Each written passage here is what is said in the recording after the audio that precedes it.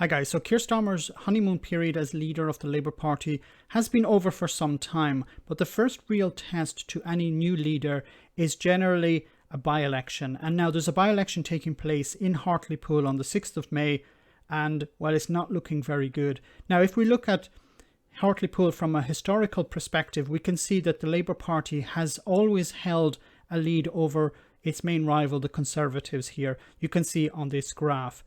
Now, that is about to change, it seems. If we look at a survey that was carried out on between the 29th of March and the 3rd of April by Survation, it says here in the question, in the by-election on the 6th of May, for which party would you vote in your Hartlepool constituency? You can see here Jill Mortimer from the Conservative Party is leading Paul Williams from the Labour Party 49% to 42%.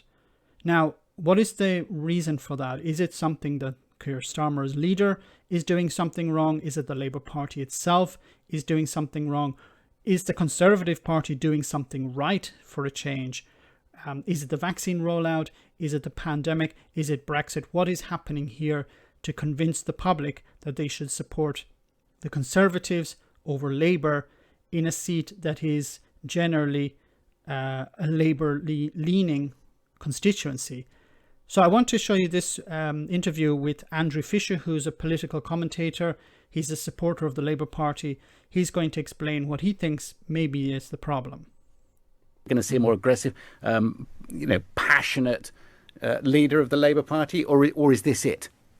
I hope this isn't it, because at the moment, I mean, you talk about Ipsos Mori. I was looking at the most recent poll from YouGov, which had Labour on 32%. Well, that's what Labour got in the 2019 election, 32%. So that's not a lot of progress.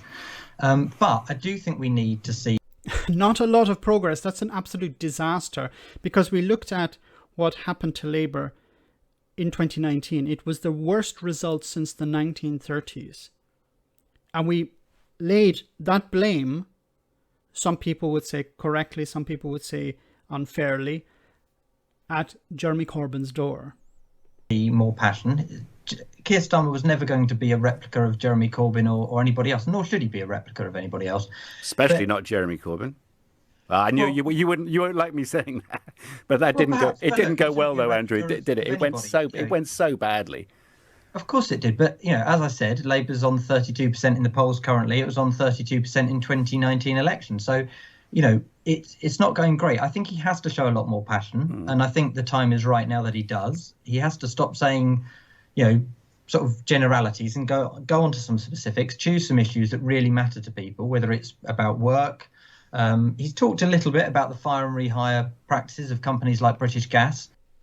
And I think this is something very important to talk about. What's happening with British Gas is that many workers who have been working with the company for many years are now being laid off, and they're being rehired with worse conditions. So the company is saving money by firing people and then rehiring them at a lower level. Detrimental to these people who have dedicated their lives to this industry, to this company, and then they're basically being told, we're going to, put you at a lower level by firing you first. Which have been appalling, firing key workers in the middle of a pandemic and rehiring them on worse terms. That's a shameful practice, and I think most people in this country would oppose that as well, and the opinion polls show they do. So he's got to find issues like that which resonate, which will encourage people in that category you just mentioned who like. So yes, I agree that but I think these issues, unfortunately, are not something that motivates the majority of people to come out and vote. I think the Labour Party, I'm not against supporting, workers in this regard. Of course, this is very important. These workers need to be supported. This policy of fire and rehire should be illegal. It should not be taking place. But to win the general election, you need to have high-level issues. You need to be focusing on jobs, the NHS, workers, something. If you look at 2019, Boris Johnson and the Conservatives ran on Brexit, getting Brexit done.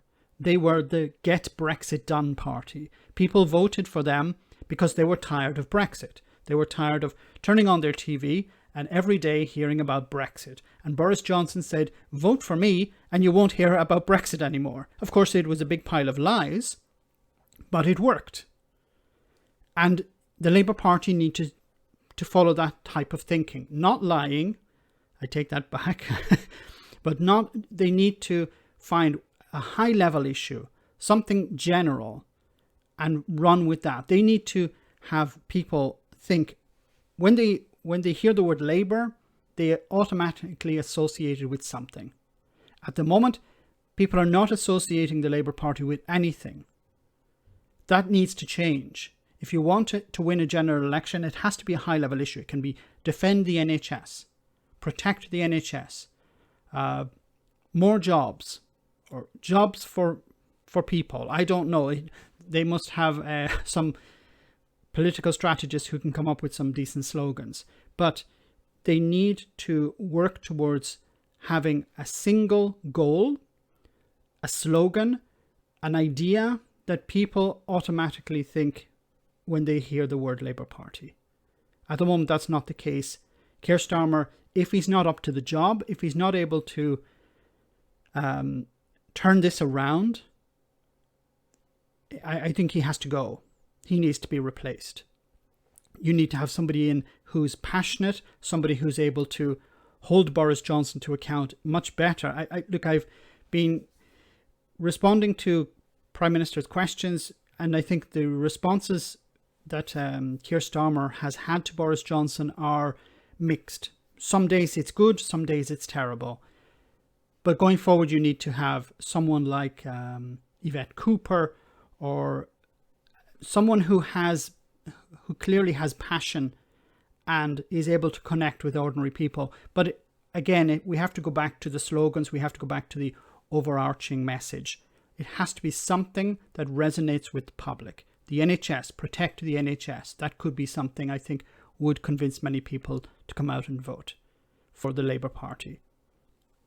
Push the idea that the Conservatives are selling it off. They're privatising the NHS.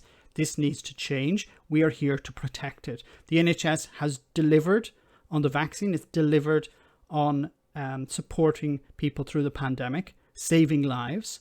That's what we need to do. We are going to be the party to defend the NHS. The Labour Party are the one to defend it. The Conservative Party have to be painted as the party who are selling off the NHS, who are privatising the NHS, who don't care about workers, and highlight on a continuous basis that fact.